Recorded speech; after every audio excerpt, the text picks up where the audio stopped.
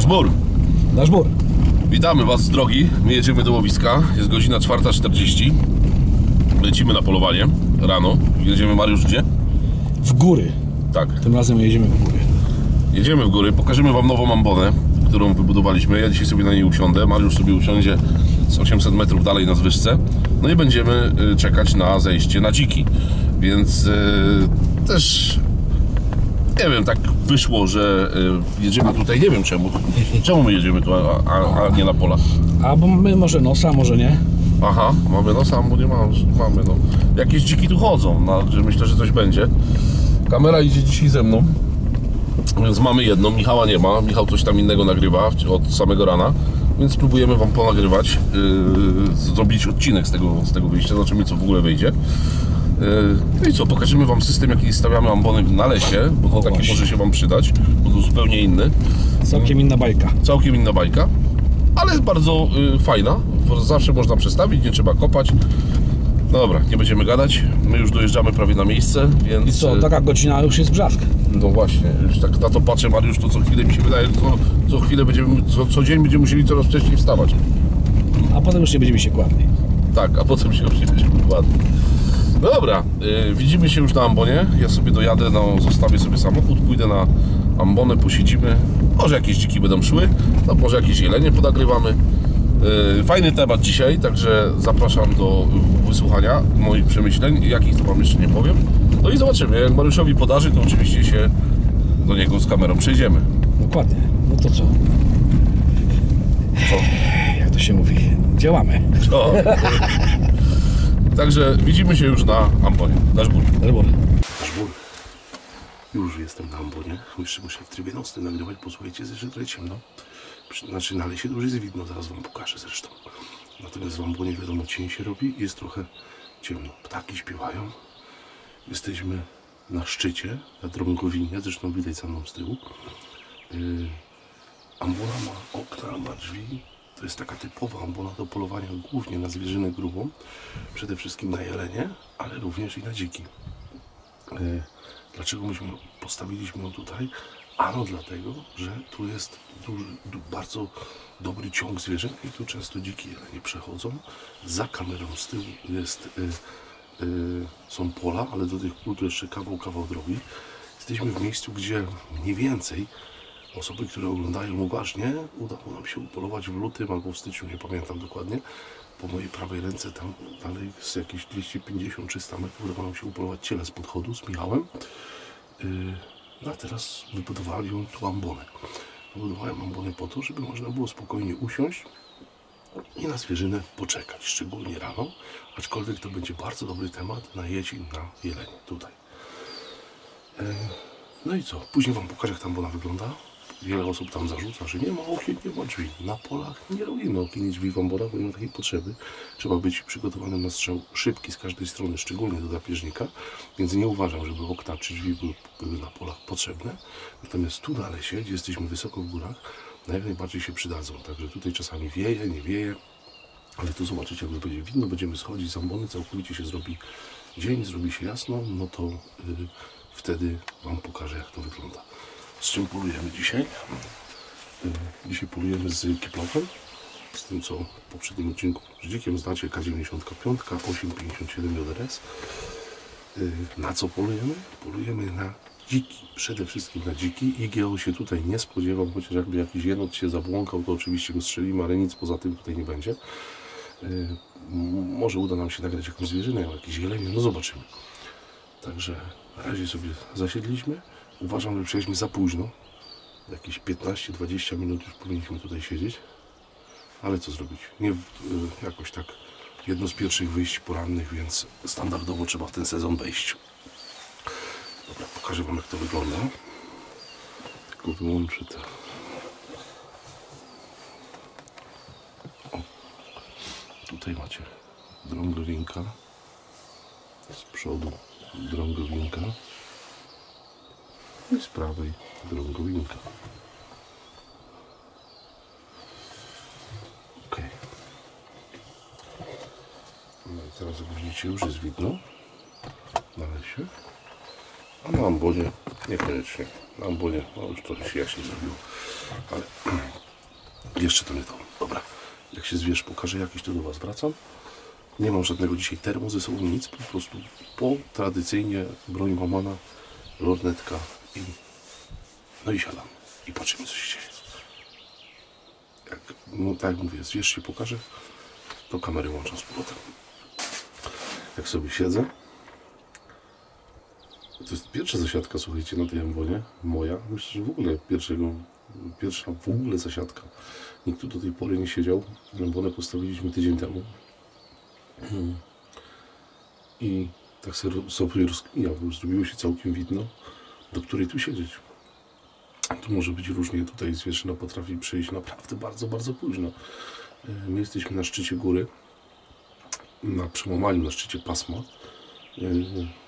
I tu może być sytuacja taka, że zwierzyna się pokaże o godzinie 8 rano, 7, 9. Nie wiem, różnie to bywa. Czasami było tak, że już schodziliśmy, jak polowaliśmy w tym rejonie, szliśmy już do samochodów, albo już jechaliśmy autem i dopiero dziki przechodziły. No, nie wiem. Ale patrzę tutaj, tak sobie rozkminiam, po prostu siedząc. Wiecie, co zrobimy na tej ambonie? Znaczy nie na ambonie, koło ambony. Zrobimy tu nęcisko na drapieżniki, na lisa i na kunę.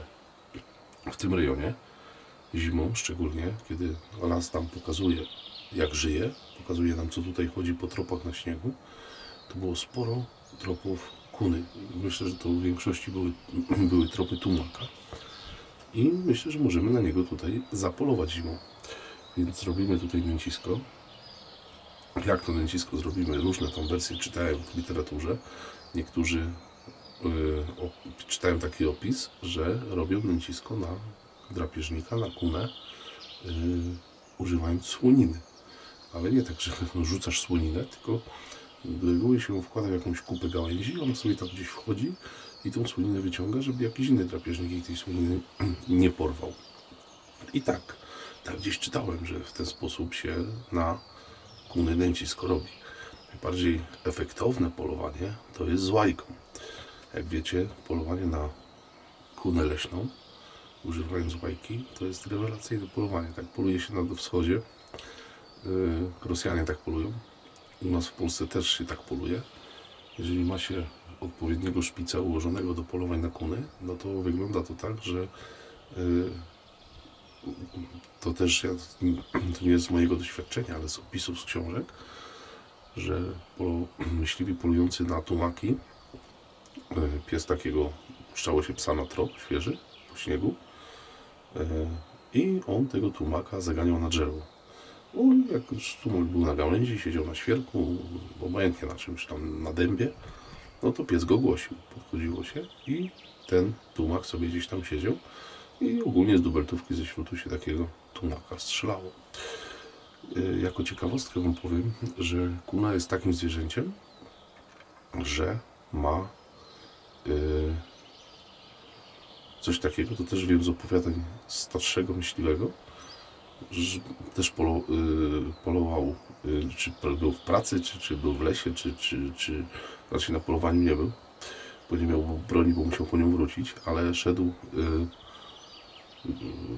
duchtem leśnym, zobaczył, że jest kuna wbiegła na drzewo i sobie tam siedziała i jego obserwowała. Była tak zażenowana patrzeniem na niego, że ściągnął swoją kurtkę, powiesił na gałęzi obok, siadł w samochód, wrócił do auta, pojechał do domu, wziął dubeltówkę, wrócił, nie wiem ile to mogło trwać, nie wiem, 30 minut, 40. Przyszedł w samo miejsce i kuna tak jak siedziała, tak dalej patrzyła w tą kurtkę. Więc jest to, nie wiem czy to prawda, bo tak opowiadali, tak? Także tutaj to jest z opowiadań starych Nemrodów. I tą kulę strzelił, tak? Więc powiem wam, że tutaj w tym miejscu, gdzie siedzimy, te kuny tutaj na pewno tumaki są na 100%, już parę razy mi się na fotopułapkę złapały. Jest to trofeum bardzo oryginalne, bardzo, jeszcze strzelona ze śrutu. No może być naprawdę dzika, jak prawie większość z was strzeliła. Jelenia również, sarnę też, lisa również. Natomiast ilu z Was strzeliło tumaka? Napiszcie tam w komentarzu, jestem bardzo, bardzo, bardzo ciekawy. Natomiast no, nie mam szpica, żeby polować w ten sposób na kuny. Z wapikiem udało mi się strzelić 2 kamionki. To widzieliście na materiałach, gdzie polowaliśmy zimą z wabikiem. Natomiast tumaka mi się nie udało strzelić. Poza tym musicie pamiętać, że kunę leśną nie możecie strzelać przy użyciu noktowizji i termowizji. Trzeba ją strzelać tradycyjnie. A tutaj w tym terenie, gdzie jesteśmy, to kuny domowej się nie spodziewam. To jest mało prawdopodobne. Jesteśmy w górach, jesteśmy głęboko w lesie, więc jeżeli się nam trafi, to trafi się nam tumak. Ja przez swoje ponad 20 lat polowania mam strzelone 2 tumaki. Przypadkowo, bo przypadkowo. Obydwa niestety z kuli. Mówię niestety, no niestety. Natomiast jest to drapieżnik, po prostu zwierzę naprawdę bardzo ciekawy. Strasznie drapieżne zwierzę. I myślę, że tutaj, gdzie jesteśmy, albo na tej drugiej ambonie, która też jest, no, pewnie ją zobaczycie w kolejnych odcinkach, gdzieś tam będziemy polować, ale pewnie bardziej na jesień, bo tutaj to wybraliśmy się tak z Mariuszem, no po prostu zobaczyć. Chciałem na tej ambonie też usiąść, zobaczyć jak to wyszło, posiedzieć, no ale jak przyjdzie jesień, to będziemy tutaj częściej. I tak sobie myślę, że właśnie tu w tym miejscu jest dobrze zrobić takie nęcisko na kunę. Co tej kunie sypać na to nęcisko? Nie mam zielonego pojęcia, powiem Wam, że na pewno, no, myślę się, że nie pszenicę, tak? Także tutaj będzie trzeba pójść raczej w stronę może suchej karmy dla psów, może coś od ryb. Mamy tutaj, w sąsiednim kole jest kolega, który zajmuje się przetwórstwem ryb, więc odpady z takich ryb by były. Oczywiście na takie nęcisko również przyjdzie inny drapieżnik, jak na przykład lis. Może zajrzeć tu borsuk, może zajrzeć jenot, to raczej nie ma w górach. Może zajrzeć oczywiście dzik, tak?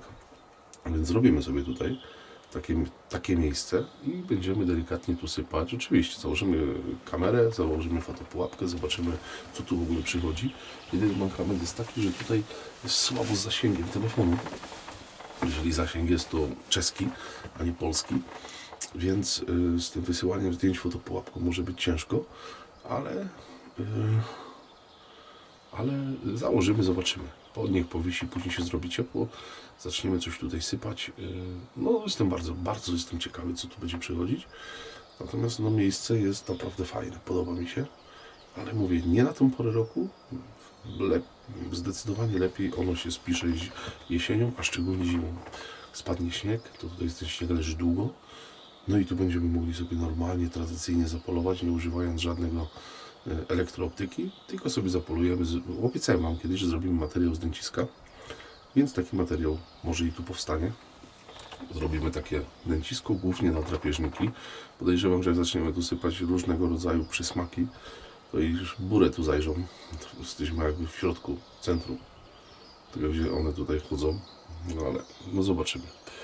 Założymy fotopułapkę, wysypiemy i będziemy obserwować. Będziemy patrzeć, co tu przychodzi. Na pewno dziki przyjdą. Jak będziemy sypać kukurydzę, to dziki będą przychodzić.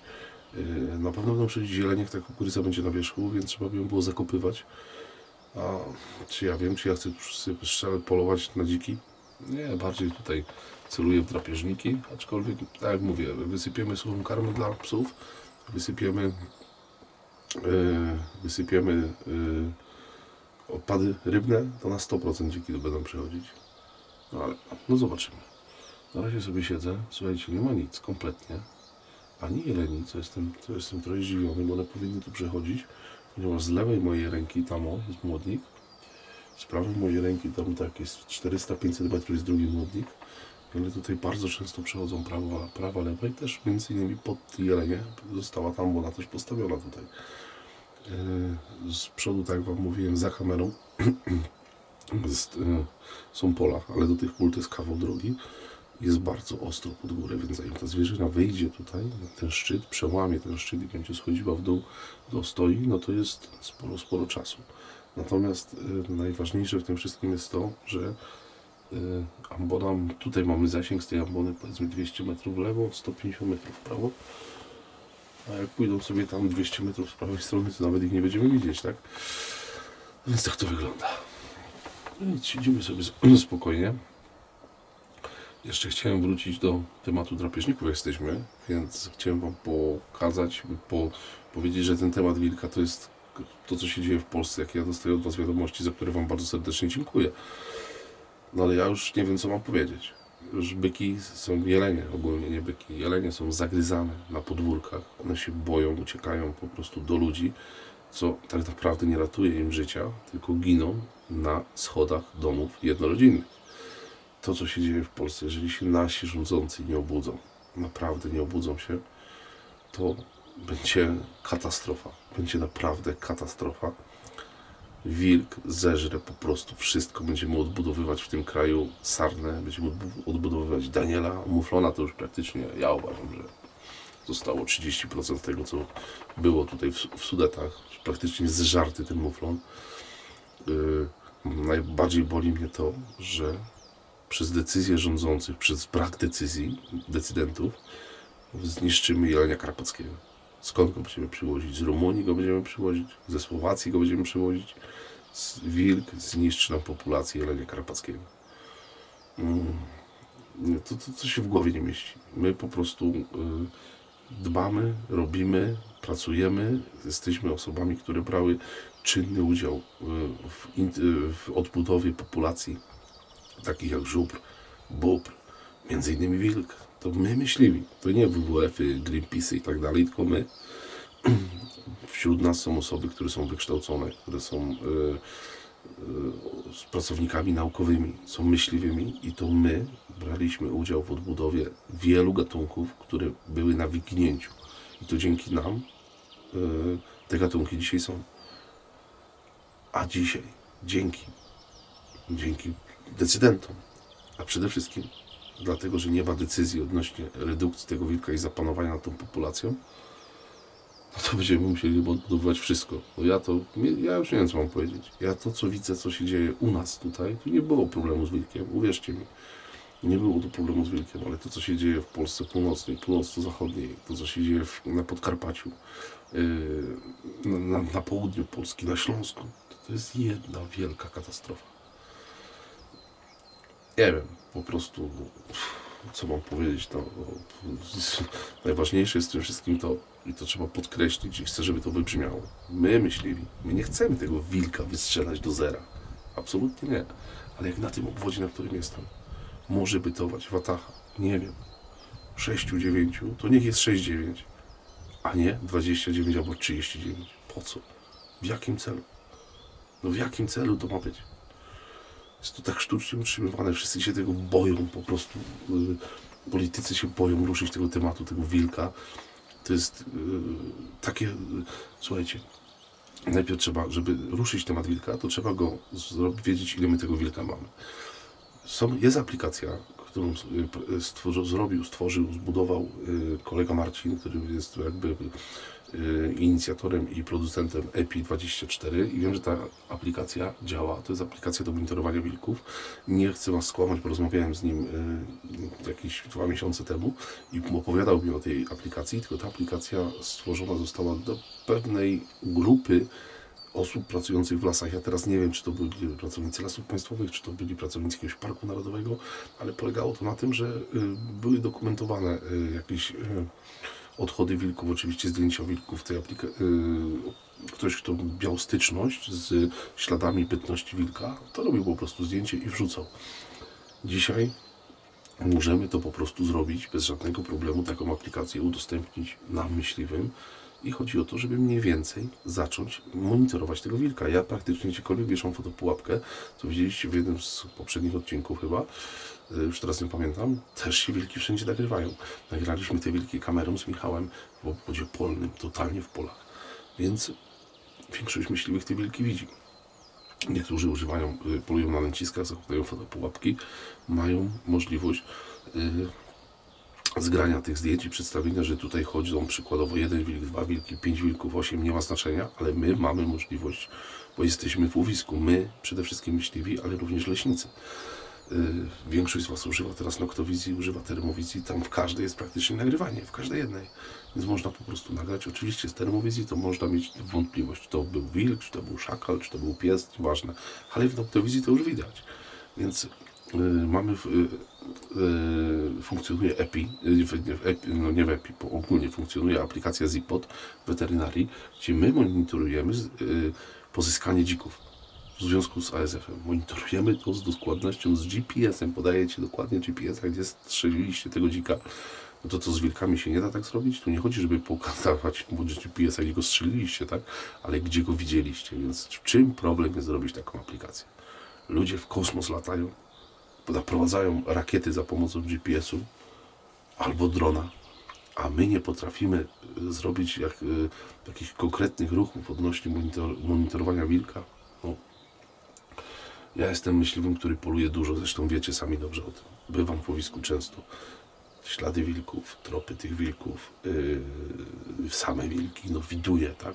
Wieszam też fotopułapki, patrzę, podglądam tą przyrodę i też te wilki mi się nagrywają i nie tylko mi, ale również wam. Jeżeli my nie zrobimy z tym nic, to ja nie wiem, co to dalej będzie. Ja ręce rozkładam. Powiem wam, że będzie katastrofa. Po prostu będziemy walczyć i odbudowywać to, na co pracowaliśmy latami. Kształtowaliśmy populację, dbaliśmy o tą zwierzynę, wykładamy sól, prowadzimy racjonalną gospodarkę, dokarmiamy, ratujemy, pomagamy rolnikom. No po prostu jesteśmy bezradni. Bez decyzji odgórnych jesteśmy totalnie bezradni. Dobra, pożaliłem się na temat wilka, poopowiadałem wam o tym, co będzie, zobaczymy, ile ten odcinek wyjdzie, ile będzie miał minut. Na razie to nic nie ma, żeby wam nagrał jakiegokolwiek jelenia chociaż, albo żeby wam nagrał jakiegokolwiek zwierza. Ptaszki trochę śpiewają, chmurzy się, zresztą koło 8 niby na meteo pokazuje, że ma padać. No zobaczymy. No nic, ja sobie siedzę grzecznie. Jeszcze posiedzimy. Która jest godzina w ogóle? Muszę wam powiedzieć, 6:15. No, moim zdaniem to tu jeszcze 2 godziny to trzeba siedzieć i to leciutko.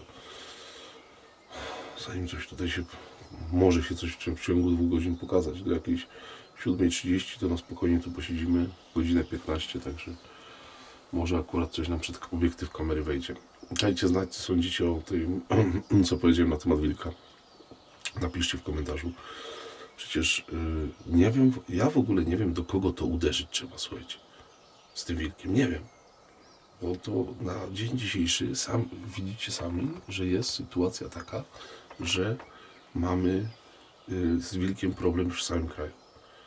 Ja nie wiem, z kim to trzeba gadać. Tak się zastanawiam, czy to politycy nie ruszą tego przed wyborami, nie ma takiej możliwości. Ale nie chodzi o to, żeby ruszyć temat wilka od razu, żeby go strzelać, ale żeby zapadły decyzje chociaż nad monitorowaniem go w całej Polsce. Chociaż o to chodzi. Żebyśmy mogli sobie uświadomić, ponieważ różne środowiska podają różnie. Wiadomo, że pseudoekolodzy będą wam mówić, że wilka mamy w Polsce 2 do 3 tysięcy. Słyszałem taką wersję. Ja się nie znam na tym, ale z tego, co ja widzę i co obserwuję, to my go mamy między 6 a 9 tysięcy. Natomiast ile go ma być? No trzeba... Wam kiedyś mówiłem w odcinku, że w Skandynawii jest ściśle określone, gdzie tego wilka ma być. I tam, jeżeli trzeba, na przykład w Szwecji, tam są wartości w ogóle nie liczone w tysiącach. Także tutaj to... A my oczywiście nie robimy z tym nic, bo najlepiej nie robić nic, utrzymać się u władzy, tylko i wyłącznie kosztem, inaczej, nieważne jaki koszt, byle być przy korycie.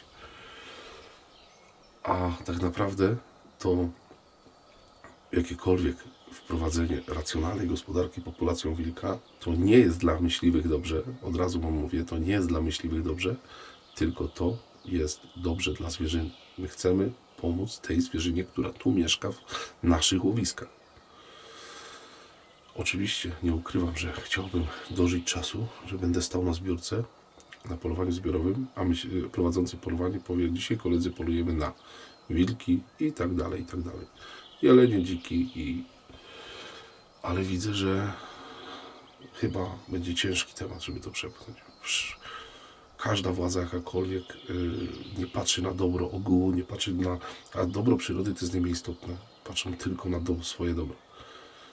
Ciężko będzie, żebyśmy coś osiągnęli, coś zrobili, żeby tego wilka w jakikolwiek sposób trzymać w ryzach.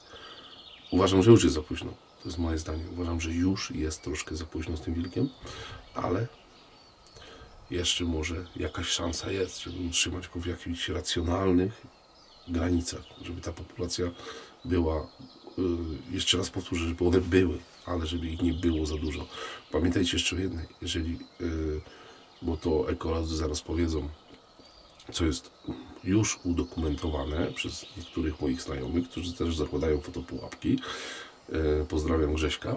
Miał u siebie na obwodzie Watachy chyba 6 czy 7 wilków. Wszystkie były zarażone świerzbem. Wszystkie. Dzisiaj już ich nie ma. Już ich nie nagrywają się na fotopułapki i nie widzi ich nikt. Jeżeli chcemy, a ja uważam, że my myśliwi nie chcemy, żeby ten świerzb tego wilka wybił, między innymi świerzb, bo to jest jedna z chorób, która atakuje wilki, ogólnie psowate, no to wydaje mi się, że powinniśmy tą populację ograniczać. Nie może być tej populacji nie wiadomo ile, bo natura sobie sama z tym poradzi. Natomiast my naprawdę chcemy tą populacją gospodarować, ale racjonalnie i nie chcemy tego wilka wybić. Jeszcze jedno wam powiem.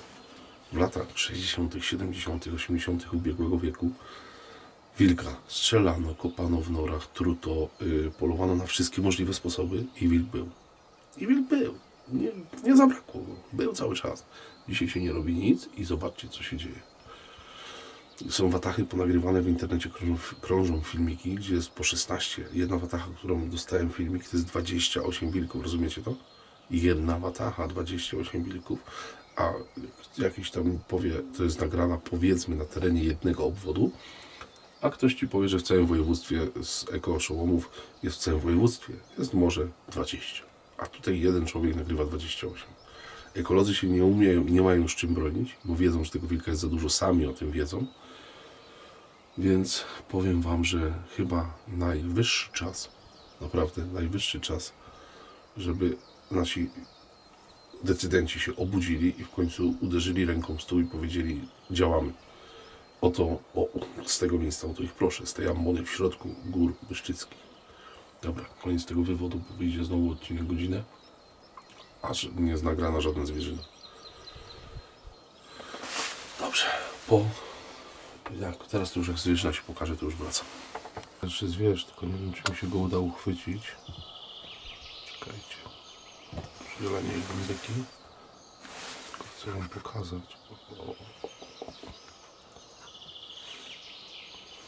Idą sobie. Trochę wybudowane wieńce mają. Idą w dół. Zobaczymy, może to wyjdą jakoś tak trochę lepiej, że będzie więcej widać, żeby ponagrywać. Ale jakaś zwierzyna jest. Super. Polowanie udane.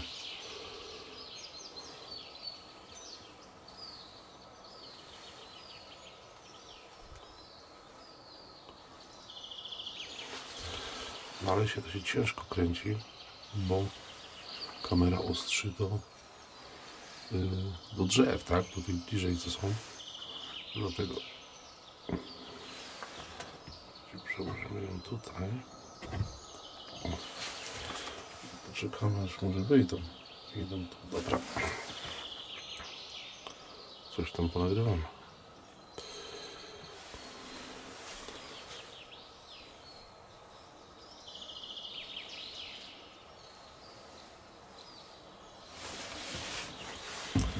Się skupię na kamerze.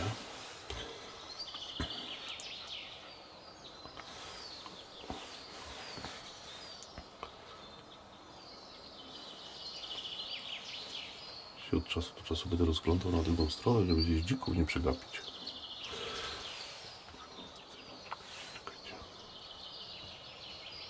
Ten młodszy zdecydowanie jeszcze suknie zmieniają, one takie średnie wyglądające, ale jakaś zwierzyna jest. Czyli słuchajcie, ona stoi w dobrym miejscu, nie ma co gadać. One sobie idą, przechodzą. Jest jakieś 180 metrów do tych jeleni, więc blisko nie jest.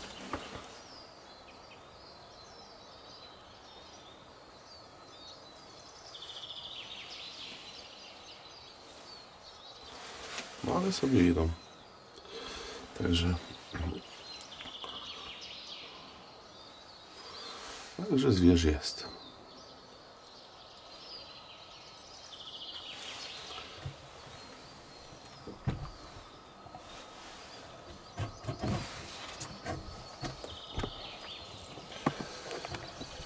Jak sami widzicie, zwierzyna była. Schodzą w dół, idą gdzieś tam, przejdą tą drogę, którą ja przyjechałem i zejdą sobie do Młodników. Ale cieszy mnie to, że pierwsza zasiadka, strzelać jeszcze nie strzelaliśmy, nie wiadomo jak będzie, ale na dzień dzisiejszy ambona stoi w dobrym miejscu, bo już jelenie pierwsze były i to 2 byki. Więc super, cieszę się, że stoi w dobrym miejscu, co też przy stawianiu ambon ma holendarne znaczenie. Holendarne. To trzeba znać teren, trzeba wiedzieć jak tą ambonę ustawić, czasami trzeba ją przesunąć dosłownie o 50 metrów, żeby było lepiej.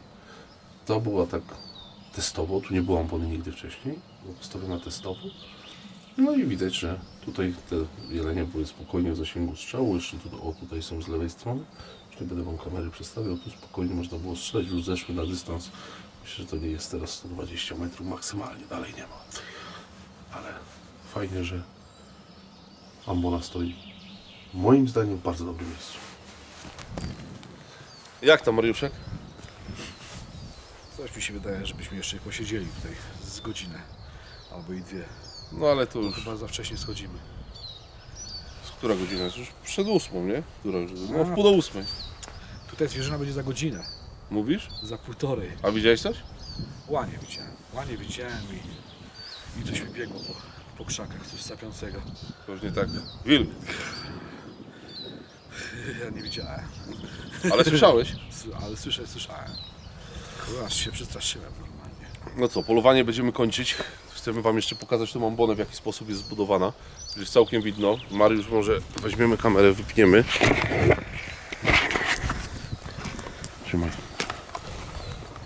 Ona nie jest zbudowana, znaczy to nie jest żadne odkrycie Ameryki, tak? To ona nie jest zakopana, ale był wywrot, który wykorzystaliśmy. Zaraz wam Mariusz pokaże. Jest ponacinana. Z każdej strony jest wypuszczone około 1,40 m, 1,5 metra. Od nogi myślę, że około 1,5 metra. I w żadną stronę wiatr nie jest w stanie tego przewrócić. Choćby nie wiem co zrobił. Czy będzie wiało z zachodu, z północy, z południa. Te, nie wiem jak to nawet nazwać, zakotwione, taka kotwa powiedzmy, kwadratowa, trzyma tą ambonę. Na drugiej ambonie, którą mamy postawioną dalej po prostu, było jeszcze tak, że były pnie po ściętych świerkach i przytwierdziliśmy jeszcze na wkręty tą kotwę do tych pni. No, w razie czego zawsze to można przestawić. Żaden to jest problem. Można odkręcić, bo to jest na wkręty, nie na gwoździe. Więc na takie duże, długie, ogromne wkręty można odkręcić, ambonę położyć, przestawić i nie ma problemu. Także Na spaksy. Proszę? Na spaksy. No, na spaksy, tak jest. Tak się to nazywa fachowo. No co, będziemy ten odcinek kończyć. Trochę pogadane było. Zwierzyna była, także byki były. Może coś jeszcze pochodzimy, powiem ci. Gdzie będziemy chodzić? Kurze, coś Nie będziemy chodzić. Zimno się zrobiło. Kto to widział? No. Koniec kwietnia, tu jest taki ziąb. I śnieg ma spaść. No jeszcze ma śnieg jakiś spaść jutro. Nie, masakra. Dobra, my się zbieramy. Do zobaczenia w następnym odcinku i dasz bór. Dasz bór.